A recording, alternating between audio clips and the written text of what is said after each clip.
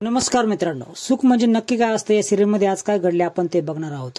नित्या घरामध्ये एकटीच असते। त्याच वेळेस सावरी आतमध्ये येते। आतमध्ये येताना विचारते आतमध्ये यावा का। त्याच वेळेस नित्या बोलते की ये ना। त्याच वेळेस सावरी बोलते की दाद्या असल्यावर विचारूनच यावं लागणार, कारण चुकांमधून काहीतरी शिकायला भेटलं पाहिजे ना। त्याच वेळेस नित्या खूप लाजते आणि सावरी त्याच वेळेस बोलते आपल्याला देवीला जायचं आहे, तुम्ही आवरा लवकर।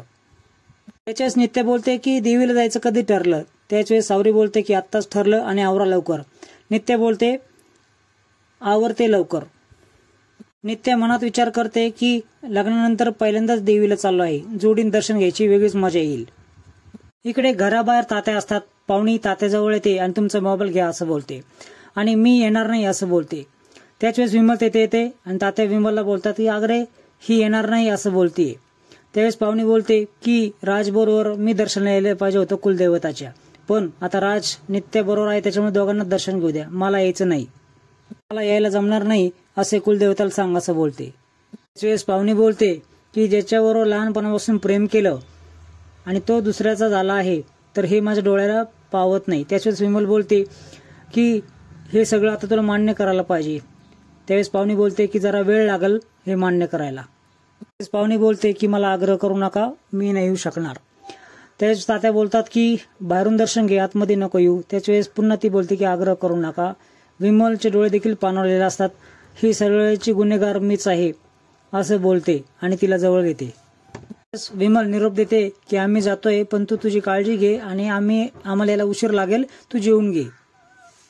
इकडे शालिनीच्या घरी राजमा येते। राजमाला बोलते तू एवढे आग्रह करून तिला बोलवलं, एवढं नित्याला इकडे बोलवलं, पण अशी काय गोष्ट घडली असेल की नित्या इकडे आली नसेल। त्याच्यावेळेस राजमा म्हटली की मी म्हटले होते ना ती येणार नाही म्हणून। शालिनी बोलते की तिला तुझ्या जीवाची काळजी नसेल, पण तुला आहे का तिच्या जीवाची काळजी। त्यावेळेस राजमा बोलते आलं का माझ्यावर, झालं का परत तुमचं सुरू, ये रे माझ्या मागल्या।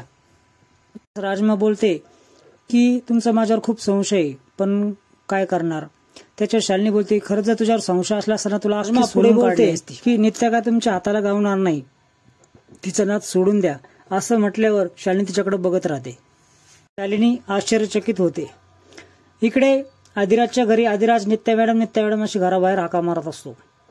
पाहुणी म्हणते की तिला आवरायला जरा वेळ लागेल, पहिलीच वेळ आहे देवीला जाण्याची आणि साऱ्या गावाने बघितलं पाहिजे अशी ती नटली पाहिजे। त्याच वेळेस विमल देखील हो हो म्हणते। त्यानंतर आदिराज पुन्हा हाका मारू लागतो आणि सांगतो की तात्या बाळूकडे गेले आहे गाडी आणायला, ती गाडी घेऊनच येतील। विमल नंतर तात्यांना विचारू लागते। त्याच वेळेस तिथे सावरी येते आणि दादा हाका मारू नको, तिला आवरू दे असं बोलते। शालिनीच्या घरी अचानक सोमा येतो आणि मॅडम म्हणत सांगतो की आपलं काम चोख पद्धतीने होत आहे, आपले माणसं आदिराजच्या घरापाशी गेलेले आहेत। शालिनी बोलते की आदिराज पासून तुझ्या माणसांना सावध राहायला सांग आणि काम झाल्यावर कॉन्टॅक्ट करायला सांग असं बोलते। त्यात सोमाचे दोन माणसं खिडकीमधून आतमध्ये प्रवेश करतात, ज्या खोलीमध्ये नित्या मॅडम आहे तिथे। इकडून दाराच्या बाहेरून आदिराज हाका मारत असतो नित्या मॅडम आवरा म्हणून। नंतर आदिराजला विमल बोलून घेते आणि त्याच्या सावरी बोलते की दाद्या सारखं आवरताना हाका मारत नकोच, आणि जर तुला काही करायचं किंवा काही करायचं नाही असं माहीत करायचं असेल तर तात्याला विचार। त्याच वेळेस विमल बोलते ए कार्टे गप बस, आता आमचं माप घेतेस का। आदिराज बोलतो की बरोबरच बोलते ती, हो ना ग तायडे। आणि फोनवर वा खूपच छान असं बोलत असते। त्याच वेळेस राजमा तिला विचारते आता तुम्ही काय केलं। त्याच वेळेस ती बोलते मी तर काहीच करत नाही, जे करते ते देवीच करते आणि जे घडवून आणायचं ते देवीच घडवून आणत असते, अशी वरच्यावर पॉलिशी मारत असते। त्याच वेळेस आश्रत येतो म्हणतो आपल्या हातामध्ये काहीच नसतं, पण आपण नियतीने ठरवलेलं बदलायची काहीच गरज नाही असे बोलतो। नंतर शालिनी राजमाला जाण्यासाठी खुणवते आणि राजमा तिथून निघून जाते। बोलतो की मला असं कळालंय की नित्या गायब झालीये। त्याच वेळेस शालिनी म्हणते हो का, मला नाही माहित। त्याच वेळेस आश्रय बोलतो की वेळ पांघरायचं मला नको शिकूस, हे तू केलं असणार आहे 100%। बोलतो तुला काही सांगितलेलं कळत का नाही, गौरीचा मृत्यू तुझ्या हातामधून होता, पण नित्याचा मृत्यू तुझ्या हातामधून नाही. हे तुला वारंवार सांगूनही तू पुन्हा पुन्हा तीच गोष्ट करते आणि तुझ्या पायावर कुऱ्हाड मारून घेतेस. शालिनी बोलते, मला तिला मारायचंच नाहीये, पण तिचे खूप हाल करायचे आहे असं आश्रयला बोलते. त्याच्यावेळेस आश्रय बोलतो की तुला तुझे मरण खूप प्रिय आहे असं वाटतंय. त्याच्यावेळेस शालिनी घाबरते आणि विचारते, असं का म्हणतोयस तू? त्याच्यावेळेस आश्रय बोलतो की 3 महिन्यानंतर येणारं मरण तू 3 दिवसावर आणून सोडणार आहे. तू मरणाच्या दारावर येणार आहे. लवकर सावध हो. तूच ठरव तुला काय करायचं आहे असं शालिनीला बोलतो. शालिनी विचारात पडते. इकडे 2 गुंड घरामध्ये आलेले असतात आणि गुंगीचं औषध तिच्या नाकाला लावतात. त्या बेशुद्ध झालेली असते. इकडे आदिराज 2 मिनिटं म्हणता म्हणता अर्धा तास झाला, अजून कमून नित्य आली नाही असे विचार करत असते. शालिनी पटकन सोमाला फोन लावते आणि तिला सोड, तिला किडनॅप करू नको असं बोलते. सोमा म्हणतो की इतका प्रयत्न केला, पण आता का बरं सोडायचं? त्याच्या वेळेस शालिनी बोलते, जेवढं सांगितलं ना तेवढं कर. सोमा त्या गुंडांना फोन लावतो आणि असाल तिथून निघून या पटकन असं बोलते. प्लॅन कॅन्सल झालाय असं बोलते. त्यानंतर दोन्ही गुंडही तिला रूममध्ये सोडून पळून येतात. आदिराज दार वाजत असतो, पण नित्य मॅडमचा काहीच आवाज येत नसतो. त्यानंतर जोरात दरवाजा लोटतो आणि आदिराज रूममध्ये येतो. तो पाहतो तर काय, नित्य बेशुद्ध पडलेले असते. त्याच्यावेळेस नित्य मॅडम असं जोरात ओरडतो. त्याच्यावेळेस सर्व घरातले मंडळी त्या रूममध्ये येतात. आदिराज नित्याला उचलून बेडवर ठेवतो आणि विमल बोलते की काय झालं यांना, बेशुद्ध का बरं झाले आहेत? विमल बोलते की काय झालं तुला? त्याच वेळेस नित्य बोलते की ऍसिडिटी झाली असेल आणि सकाळपासूनच मळमळल्यासारखं होत होतं. त्याच्यावेळेस विमल बोलते की आता नको जायला देवीच्या दर्शनाला. आदिराज बोलतो, आपण नंतर कधीतरी देवीच्या दर्शनाला जाऊ, तुमची तब्येत बरी नाहीये, तुम्ही आराम करा. त्यानंतर नित्य बोलते की देवीचं दर्शन कॅन्सल करायला नको, आपण जाऊयात सगळेजण. त्यानंतर पाहुणे देखील म्हणते ठीक आहे सगळेजण जाऊयात. आणि आदिराज म्हणतो की तात्यांना मी फोन करतो, गाडी घेऊन इकडेच या म्हणून.